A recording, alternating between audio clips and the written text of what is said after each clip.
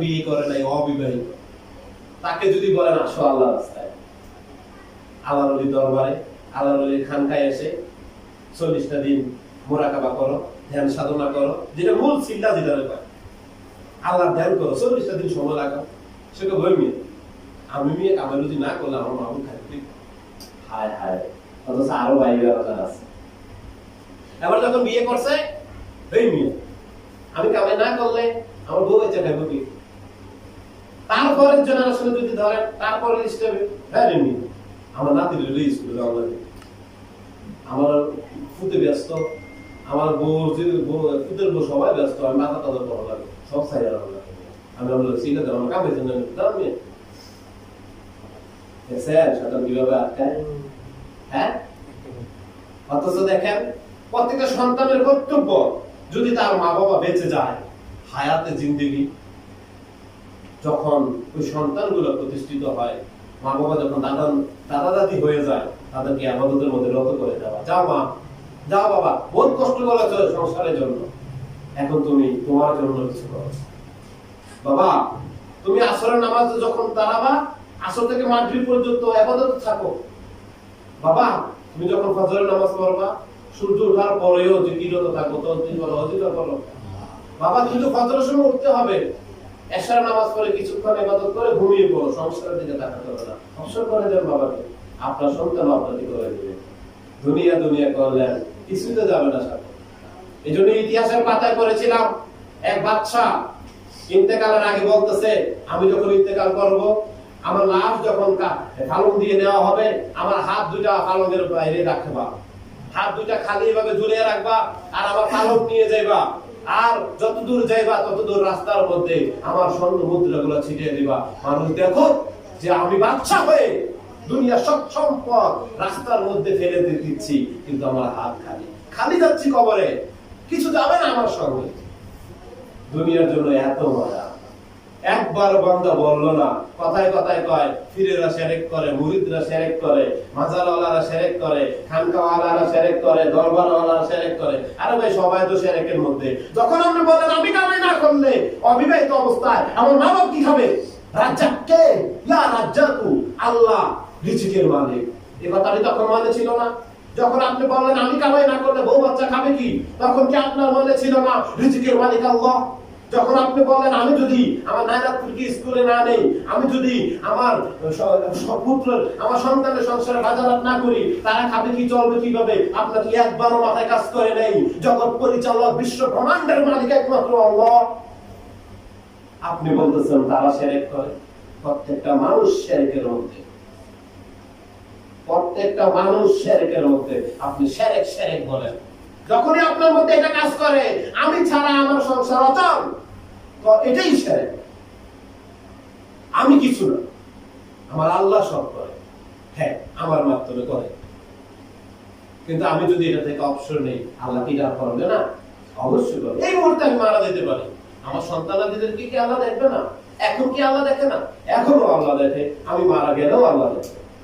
আমার আব্বা যখন জীবিত ছিল তখনও আমারে আল্লাহ দেখছে। এখন আমার আব্বা মৃত্যু কবরে, এখনো আমারে আল্লাহ দেখে। হয়তো মানুষ আমাকে দুর্বল মনে করে, অনেকে ষড়যন্ত্র করে, তার বাপ নাই যে এখন দুর্বল, এর কি হয়েছে? আমার বাপ থাকতে যে আমারে দেখছে, বাপ মারা যাওয়ার পরে এখনো সে আমারে দেখে। তার তো মৃত্যু নাই, সে ঘুমায় না, তাকে ঘুম স্পর্শ করে না, তিনি পবিত্র, তিনি কি নিদ্রা স্পর্শ করে না। আমাকে যিনি দেখে, আর যিনি আমার শাহরগের চুরি করে। বান্দা কখনো একা হয় না, সব সময় বান্দার সাথে আল্লাহ থাকে। কে থাকে? আল্লাহ থাকে। খেয়াল করবেন, কোনোদিনও আপনি একা না।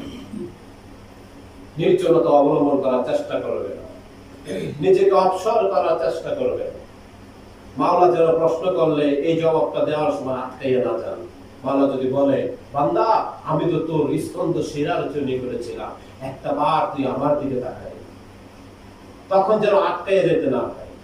মাওলার দিকে তাকান। কার দিকে? মাওলা বাংলা জানেন?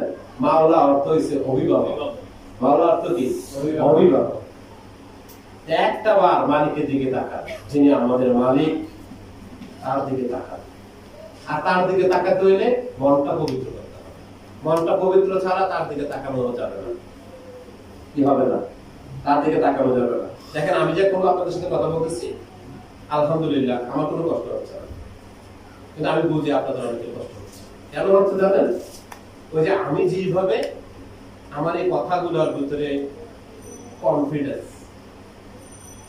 অর্থাৎ এগুলোর ভিতরে আমার বিরক্তি নেই, ইচ্ছাকৃতভাবে আমি কাজগুলো করতেছি, এই জন্য আমার কষ্ট হচ্ছে। আপনারা যারা বসে আছেন, হয়তো কেউ ইচ্ছায় বসে আছেন, কেউ অনিচ্ছায় বসে আছেন, কেউ আবার বেশিক্ষণ বসে থাকার অভ্যাস নেই, এই জন্য অনেকের কষ্ট লাগে। এগুলো বুঝি, কারণ আমিও অনেক সময় শ্রোতা হই, যখন জোরে চিৎকার করে চেঁচামেচি করে কথা বলে, বারবার, একবার দুইবার সমস্যা হয় না, বারবার বলতেই থাকে, তখন আমার কষ্ট হয়। যেমন ধরেন জুমার নামাজ সপ্তাহে একদিন মুসলমানের মিলন দিবস, ওই সময়টা মানুষকে এমন কথা বলতে হবে যেন ওই কথাগুলো তাসির দেওয়া হয়। আর ওই সময়টা যদি আমি সম্মেলন বানাই, বারবার স্লোগান দেই, যারা যে খোরাকের জন্য আসে, যে আজকে সাপ্তাহিক একটা সময় আমি আল্লাহ রাসূলের কথা শুনবো, বারবার স্লোগানের ভিতরে, শোলের ভিতরে আসে যুদ্ধের জোশ, ওই সময় কি আবাদতের জোশ আছে? তাহলে ওই সময় অনেকের বিরক্ত লাগতে পারে না? পারে, কিন্তু কিছু করার নাই, মেনে নিতে হবে। কি করতে হবে? মেনে নিতে হবে। আজকে যে কথাগুলি বলেছি যদি আমরা মেনে নিতে না পারি, তাহলে আল্লাহ বলবে আমি তো তোদেরকে বলেছিলাম, আমি তোদের নিকটে থাকি, হাসরের ময়দানে তোদেরকে প্রশ্ন করবো, কই তোরা তারপরও আমার স্মরণ করিস না। তখন আমরা বলবো আল্লাহ কি কর, তুমি বলছো তুমি আমার নিকটে?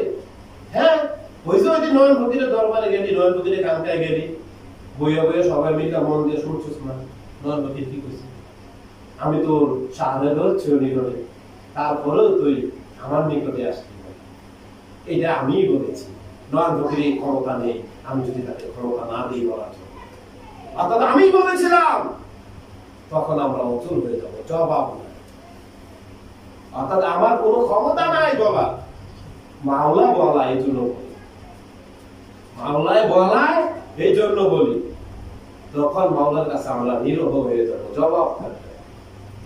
আপনি দেখেন না, যারা বিবাহিত আছেন, আপনার বিবিকে যে বারবার বলতেছেন, ধরেন খাবারের কথা বলি, খাবার দাও, বিবি যে কথাটা শুনছে, না শোনার ভান করে আপনাকে বলতেছে শুনছে না, তখন আপনার মুখ দিকে আসবে না? তুমি কি ভয় না?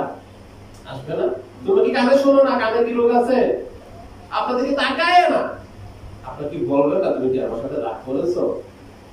আমরা বাংলার দিকে তাকাই না, তাহলে কি বলবে না বান্দা তোরে এত কিছু দিয়েছি, তারপরে তুই আমার সাথে রাগ করেছিস? ভালো আছে? কোন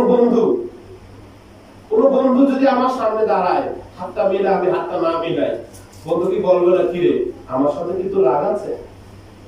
কেন? কি জন্য তোর সাথে আমার রাগ? বলবে না? তো আল্লাহ এত বড়, যাকে আমরা বলি আল্লাহু আকবার, আল্লাহ সবচেয়ে বড়, সে কি বলবে না বান্দা আমি তো তুমি করেছিলাম, কেন আমার দিকে তাকাই? বলেন, জবাব আছে? আমি বলি, আমি নিজেও কর্ম করি, বিবি বাচ্চা পরিবার পরিজনদেরকে খাওয়ানোর জন্য, নিজে খাওয়ার জন্য রিজিকের সন্ধান করি, এটাই ইবাদত। হ্যাঁ, শুধু যদি এটা নিয়ে পড়ে থাকি তাহলে আমি জবাবদিহিতা করতে পারবো। এটার মধ্যে আমি বারবার মাওলা স্মরণ করতে পারি। শ্বাস প্রশ্বাস, যেটাকে আমরা তরিকতের ভাষা বলি পাঁচে আনফাস, শ্বাস একবার যায় অর্থাৎ বাইরে আবার ভিতরে যায়, শ্বাস ভিতরে যায় যখন আটকে যায় মানুষের মৃত্যু, তার আর জীবন থাকবে না। পালস চেক করবে ডাক্তার, কাজ করে না, ডেড বডি, তার প্রাণ নাই। যখন শ্বাস ভিতরে যাবে আর বাহির হবে না, সে মরে গেছে। যখন শ্বাস বাহিরে আসবে আর ভিতরে যাবে না, সে মরে গেছে। পালস কাজ করে, ডেড বডি, লাশ, এখন তারপরে কাজ চলবে। এই যে শ্বাস প্রশ্বাস আসা যাওয়া, সাধকগণ গবেষণা করে বলেছেন ২১,৬০০ বার শ্বাস আসা যাওয়া করে।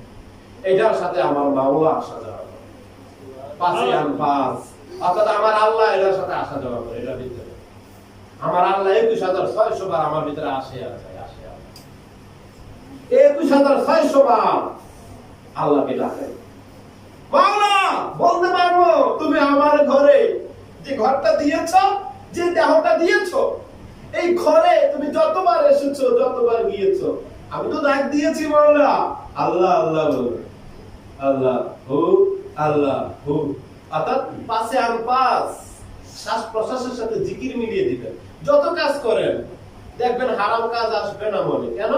আমার পাশে আনপাস শ্বাস প্রশ্বাসের সাথে আমার মাওলাকে ডাকতেছি, আমি জিকির করতেছি, আমার মাওলা আসতেছে যাইতেছে, আমি তো তাকে ডাকতেছি, তার সাথে আমার সম্পর্ক আছে। তার কাছে কি জবাব দেব? তার কাছে আমি কি জবাব দেব? তো যাক, মাগরিব আযানের সময় হয়েছে, আর 5 মিনিট পরে আযান। ইনশাআল্লাহ আমরা আযান দিব, নামাজ পড়ে ইনশাআল্লাহ আমরা ওই নামাজের বৈঠকে মুনাজাত করব ইনশাআল্লাহ। আদাবকে কষ্ট দিলাম। আর এই সময়টা আমরা নেওয়ার উদ্দেশ্য হচ্ছে রাসূলুল্লাহ সাল্লাল্লাহু আলাইহি সাল্লাম বলেছেন, সপ্তাহের মধ্যে শুক্রবার আসর এবং মাগরিবের মাঝখানে একটা সময় আছে, ওই সময়টা দোয়া কবুলের উত্তম সময়।